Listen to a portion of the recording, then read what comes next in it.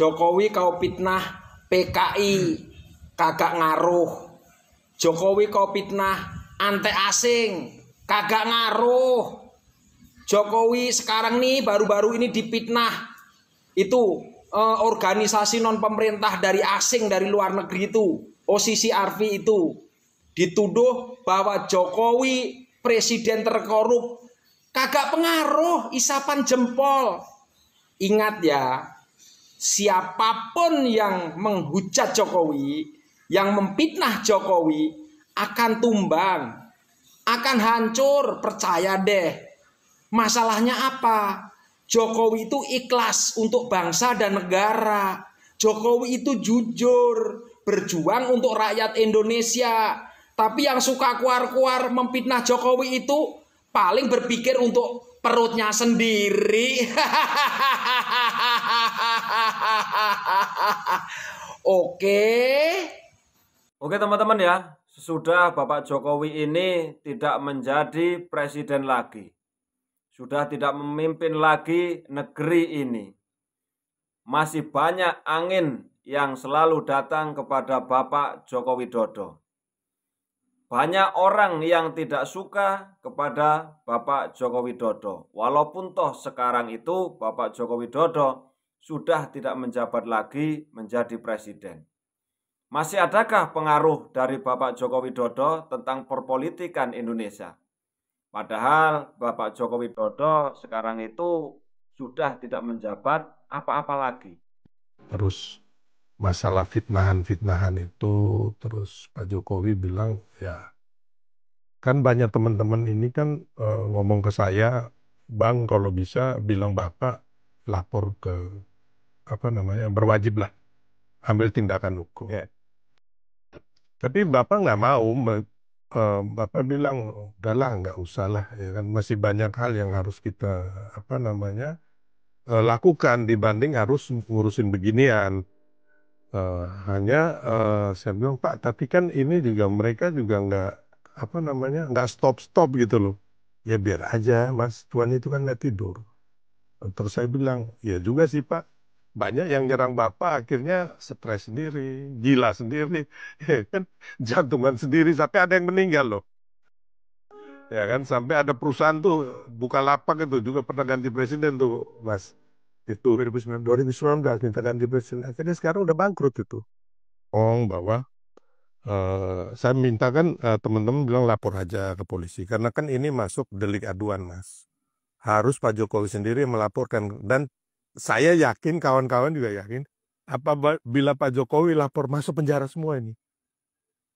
Karena kan mereka fitnah. Ya ini delik aduan ya. Delik aduan, ya kan, dari apa yang dikatakan kawan-kawan ini kan, mulai Hasto, mulai Deddy Sitorus, Adiana Pitupulu, ya kan, termasuk FX Rudy, ya kan, sampai kayak orang-orang kayak Refli Harun sama Rocky Gerung dan sebagainya, kan kebanyakan fitnah semua ini, nggak ada mengandung unsur kebenaran apapun. Luar biasa apa yang dimiliki oleh Bapak Jokowi ya, sifat pemurahnya, padahal dari ya mungkin orang-orang terdekat dari Bapak Jokowi itu meminta Bapak Jokowi agar melaporkan orang yang membuat fitnah. Ya itu ya, kita jadi dengar ya, karena ini adalah salah satu orang yang pernah dekat terhadap Bapak Joko Widodo. Coba kalau seandainya dilaporkan semuanya, Pak Jokowi mending ya sudahlah, masih banyak yang lebih penting yang harus dipikirkan. Itu sangat luar biasa ya, kebijaksanaan dari Bapak Joko Widodo. Bahkan kemarin ketika ada desas-desus ya, dilaporkan kepada KPK, katanya mau digeledah, Pak Jokowi jawabnya sambil senyum-senyum. Ya monggo lah ya, gampangnya ngomong seperti itu dengan sangat santai.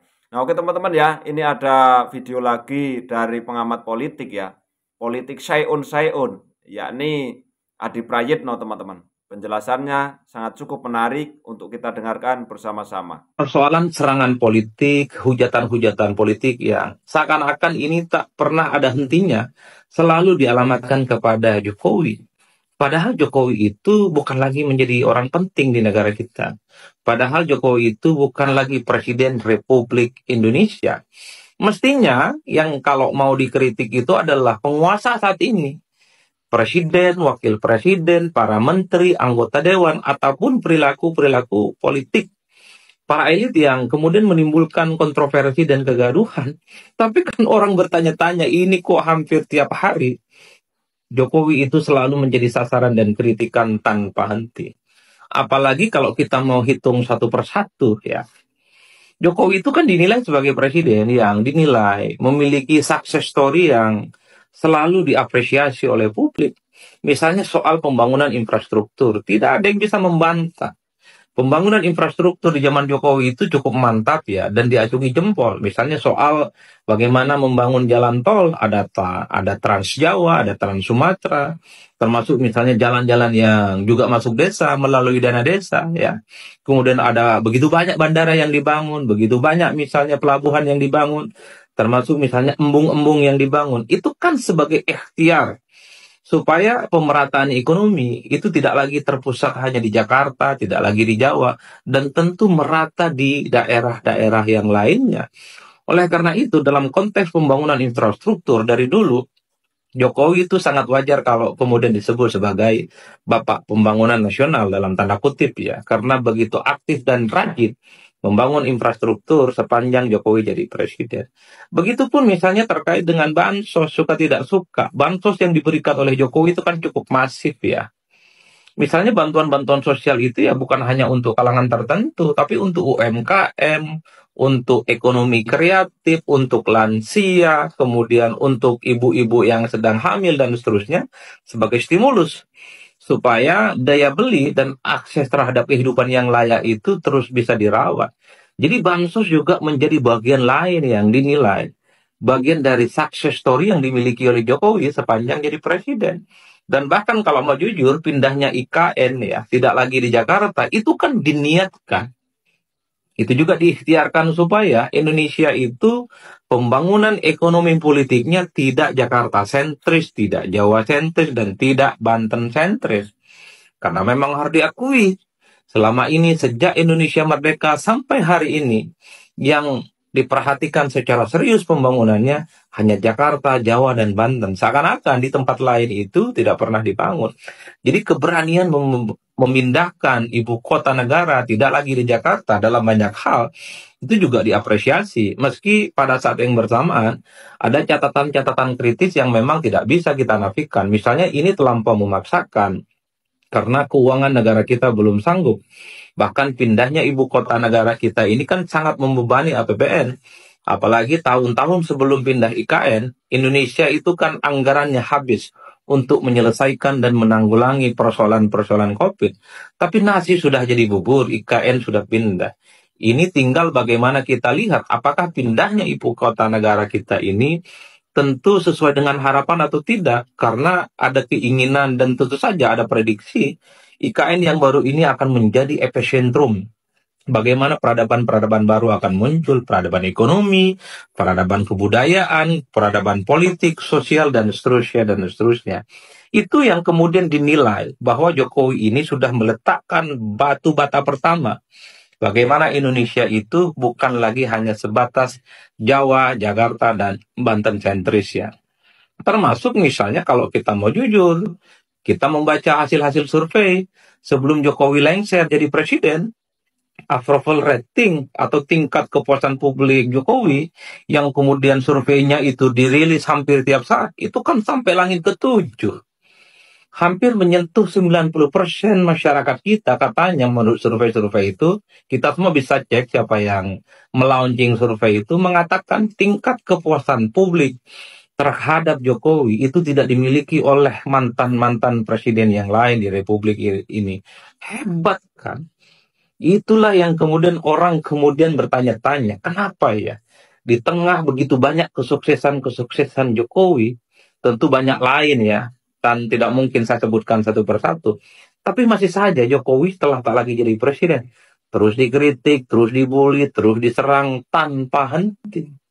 Tapi kalau kita mau rajin ya, kita lihat satu persatu, kira-kira apa yang kemudian membuat Jokowi itu terus dibully dan dikritik sampai hari ini. Pertama, ini tentu tidak terlepas konflik politik antara Jokowi dengan PDIP. Jadi setelah Jokowi pecah kongsi dengan PDIP, praktis setelah itu, apa yang dilakukan oleh Jokowi salah di mata PDIP. Soal masa jabatan presiden 3 periode, kemudian isu perpanjangan jabatan presiden atau memperpanjang masa jabatan presiden 2 tahun dan seterusnya, itu kan menjadi amunisi. Bagaimana kemudian Jokowi dinilai juga ambisius untuk melanggengkan kekuasaan kekeluargaan politiknya. Dulu mungkin masih banyak kalangan aktivis, kelompok-kelompok kritis, dan civil society yang masih berada di belakang Jokowi ketika Jokowi secara perlahan menunjukkan gestur perlawanan politik kepada PDIP dan Megawati. Kenapa banyak yang support? Karena hanya Jokowi lah satu-satunya orang yang dinilai mampu mengamputasi dan mematahkan dominasi kekuatan politik PDIP. Dulu orang masih berada di belakang Jokowi ketika Jokowi terus-menerus disebut sebagai petugas partai. Secara perlahan orang berharap, publik berharap Jokowi melawan PDIP dan melawan Megawati.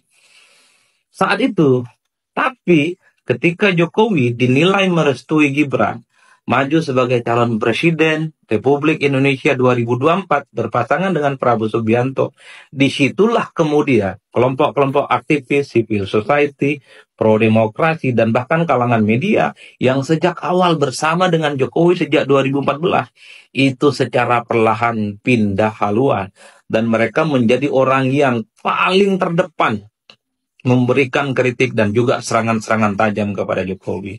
Nah, yang kedua, siapa yang terus membuli dan mengkritik Jokowi adalah kelompok-kelompok kritis, aktivis, dan gerakan civil society yang tadi saya sebutkan. Dulu berada di barisan Jokowi, dan bahkan kelompok-kelompok kritis dan aktivis civil society ini sering jadi benteng Jokowi, sering jadi bempernya Jokowi ketika Jokowi itu diperlakukan sebagai petugas partai oleh PDIP.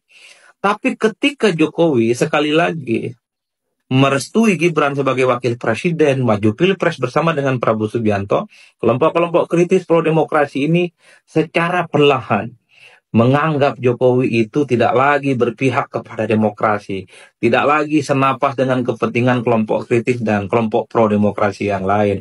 Jadi wajar kalau kemudian per hari ini, apa yang dilakukan oleh Jokowi itu salah, bukan hanya di mata PDIP, tapi juga salah di kalangan kelompok-kelompok kritis dan gerakan-gerakan civil society yang lain. Jokowi akan selalu diingat sebagai orang yang dinilai berkontribusi terkait dengan bagaimana carut-marutnya demokrasi di Indonesia. Bagaimana misalnya putusan Mahkamah Konstitusi nomor 90 terkait dengan misalnya soal politik kekeluargaan. Bagaimana misalnya Jokowi juga secara perlahan meninggalkan para kalangan kelompok aktivis dan pro-demokrasi. Dulu kelompok demokratis dan aktivis ini kan paling terdepan bersama dengan Jokowi. Wajar kalau kemudian ketika awal kemunculannya Jokowi itu dianggap Jokowi adalah kita. Karena Jokowi itu bukan darah biru, bukan ningrat politik, hanya berasal dari warga negara biasa, kekuatannya adalah bersama rakyat, civil society, pro-demokrasi, dan tentu saja itu di luar kekuasaan elit partai. Tapi sekali lagi, setelah Jokowi melakukan banyak hal yang dinilai misalnya berkontribusi terkait bagaimana demokrasi kita itu carut-marut, putusan MK, termasuk misalnya soal dugaan-dugaan abuse of power dalam konteks pilkada, dalam konteks pilpres, itulah yang kemudian membuat Jokowi sampai hari ini seakan-akan apapun yang diperbuat oleh Jokowi itu salah dan itu dianggap tidak benar. Jadi teman-teman kita semua, kalau kita mau berhitung satu persatu, itulah yang kemudian menyebabkan kenapa sampai hari ini Jokowi itu secara perlahan dan bahkan mulai ditinggalkan. Dan tentu saja sudah tak lagi bersahabat dengan kelompok aktivis, pro-demokrasi, dan gerakan civil society. Bahkan orang-orang yang di periode kedua kekuasaan politiknya, para oligarki, para elit-elit partai, yang menjadi kongsi baru Jokowi di periode kedua kekuasaan politiknya, per hari ini tidak pernah pasang badan ketika Jokowi dikritik dan dibully dari berbagai kalangan. Misalnya konglomerat, para elit politik yang dulu seakan-akan berada di barisan terdepan bersama dengan Jokowi. Tapi saat ini, ketika Jokowi secara perlahan dikritik PDIP, dikritik kelompok aktivis, dikritik kelompok civil society, dan banyak kalangan media yang juga kritis, tak satu pun dari elit-elit partai itu, tak satu pun dari kongsi dan teman-teman Jokowi yang baru itu, kemudian memberikan backup dan support politik.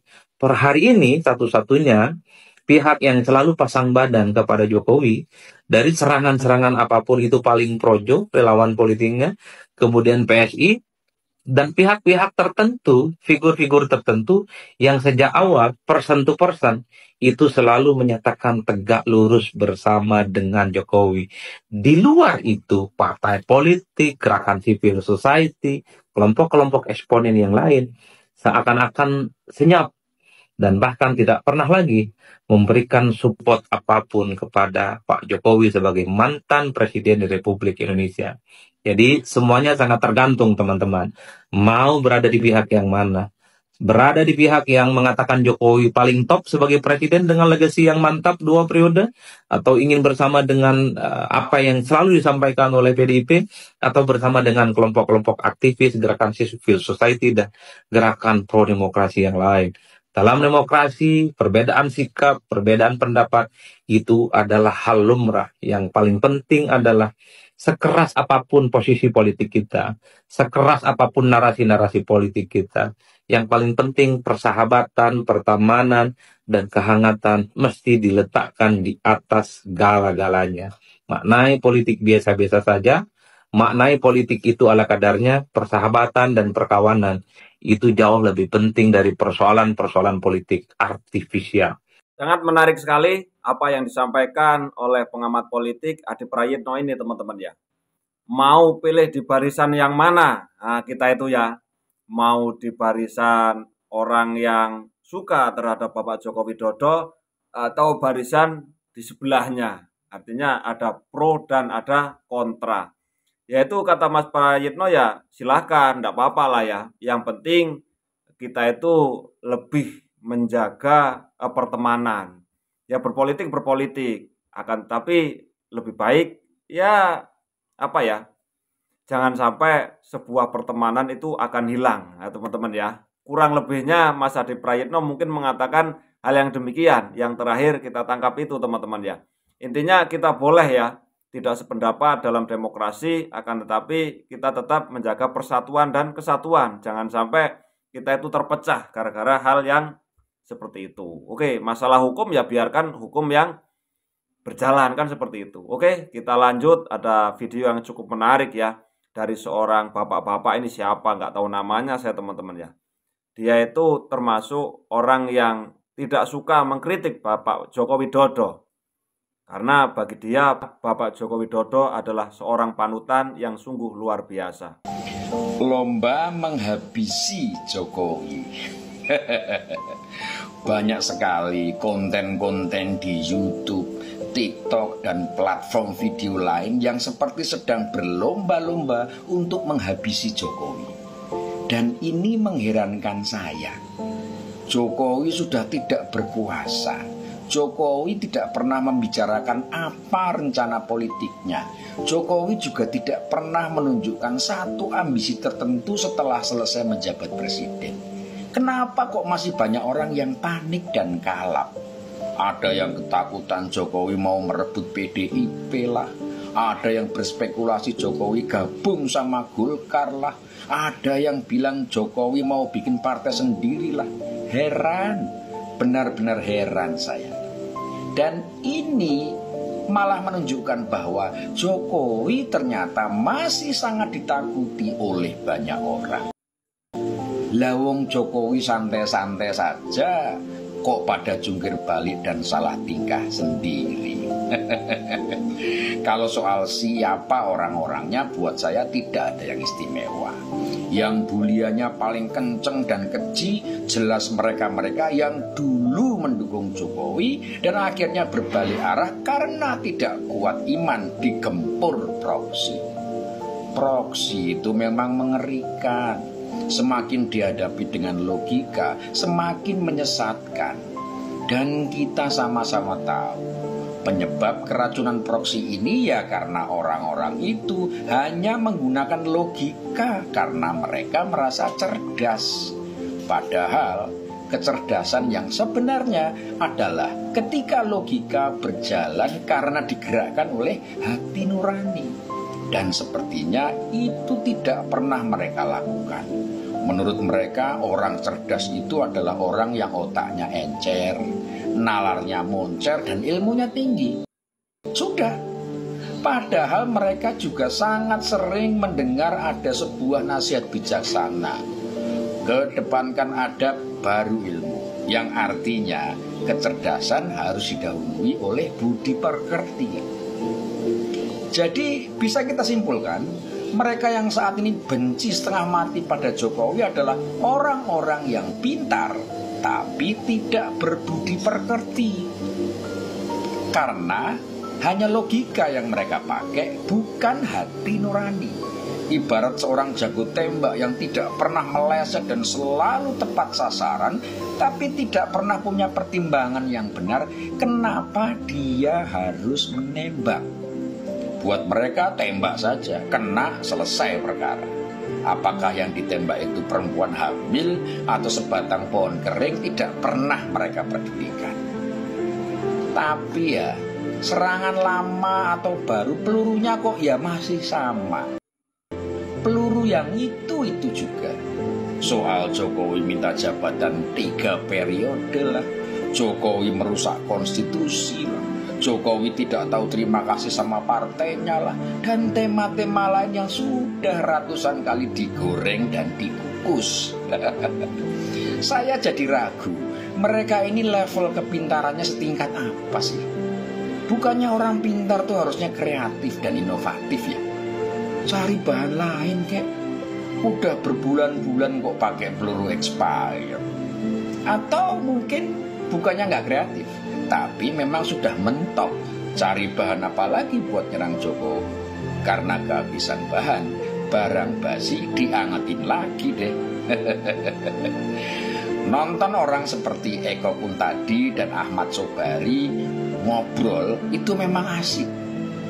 Dengan ucapan lugas dan ceplas-ceplos bikin yang nonton dan denger itu merasa asik dan seperti terwakili. Padahal yang dibahas ya itu lagi. Mencemooh Jokowi yang tidak bisa bahasa Inggris lah, Jokowi mengkhianati Megawati lah, Jokowi rakus dan berambisi lah.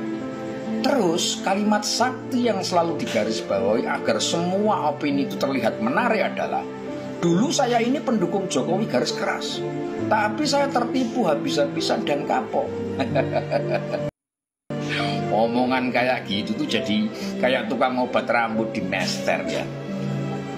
Dulu saya itu botak, tapi semenjak pakai jamu ini rambut saya jadi lebat dan brewokan. Sungguh propaganda yang lebay, pasaran dan maaf, jelas-jelas norak. Padahal sama seperti tukang obat rambut yang di pinggir jalan Mester itu. Bener apa enggak omongannya, mbuh ora ruh. Yang penting ngoceh dan menarik pembeli. Dan yang model seperti ini saya sebut sebagai tukang ngibul yang membodohi masyarakat. Ngomongnya mantep dan kayak iya banget, padahal sumbernya dari mana tidak jelas. Dan itu semua cuma opini. Jokowi dituduh ini, dituduh itu, dianggap begini, dianggap begitu. Itu dasarnya apa? Memangnya mereka bisa membaca isi kepala Jokowi? Dan waktu mereka memperolok Jokowi sambil tertawa-tawa, memangnya mereka lebih hebat dari Jokowi? Memangnya mereka pernah jadi presiden? Memangnya mereka mengerti bagaimana menjalankan tugas sebagai presiden? Saya rasa ketemu Jokowi aja mereka itu bisa dihitung pakai jari. Tapi ngomongnya itu loh, sok tahu sekali. Kayak orang lewat di jalan, lihat ada kecelakaan, berhenti enggak apalagi nolong, tapi cerita ke orang paling kenceng. Korbannya mati semua, kepalanya pecah, tangannya patah dan lain-lain. Begitu kenyataannya beda, pasti bakal malu dia. Tapi ada satu hal yang semakin membuat saya kagum pada Pak Jokowi. Jadi presiden ditakuti, sudah pensiun malah makin bikin ngeri. Kalau bukan orang sakti apalagi. Jadi buat para pembenci teruslah kalap dan panik menggunjingkan Pak Jokowi. Hitung-hitung menjaga Pak Jokowi tetap hebat dan semakin populer tanpa perlu capek-capek kesana kemari. Dan semoga mereka semua paham pesan saya ini. Jokowi tidak bisa dihabisi, karena yang mau menghabisi biasanya habis sendiri. Semoga bermanfaat. Rahayu. Itulah tadi beberapa video ya yang menurut saya itu cukup menarik sekali tentang Bapak Joko Widodo. Ya wajar ketika seorang pemimpin itu ada yang pro dan ada yang kontra. Itu sudah biasa. Karena bagi yang pro itu juga diperlukan untuk mengkritik sebuah kebijakan kalau seandainya tidak sesuai. Kan adanya seperti itu ya. Kalau tidak ada yang mengkritik, pemerintah juga mungkin cukup bahaya ya. Nah, juga pasti ada juga orang yang pasti membela seorang pemimpin. Itu juga wajar. Ya karena mau tidak mau seorang pemimpin ya nggak jelek semuanya. Pasti juga ada kebaikannya. Mungkin kebaikannya dan kejelekannya saya menduga ya pasti tetap banyak kebaikannya. Ya Pak Jokowi itu juga bukan manusia yang sempurna ya. Melakukan sesuatu, memimpin negara yang sebesar ini terus sempurna itu ya tidak mungkin ya. Itu kan perlu estafet. Entah itu pembangunannya, entah itu membuat negeri kita itu jauh lebih maju. Tentu saja itu kan tidak gampang. Tidak mungkin dilakukan oleh satu orang terus terlihat sempurna. Kalau ada kesalahan ya pasti ada. Karena juga manusia biasa yang tidak akan pernah lepas dari sebuah kesalahan. Jadi teman-teman ya, ada yang pro dan ada yang kontra. Pasti itu akan terjadi. Siapapun yang akan memimpin negeri ini. Mudah-mudahan kita semuanya selalu diberikan kesehatan oleh Tuhan Yang Maha Esa, Allah Subhanahu wa Ta'ala. Kalau ada salah kata, saya mohon maaf yang sebesar-besarnya. Wassalamualaikum warahmatullahi wabarakatuh. Salam sejahtera untuk kita semuanya.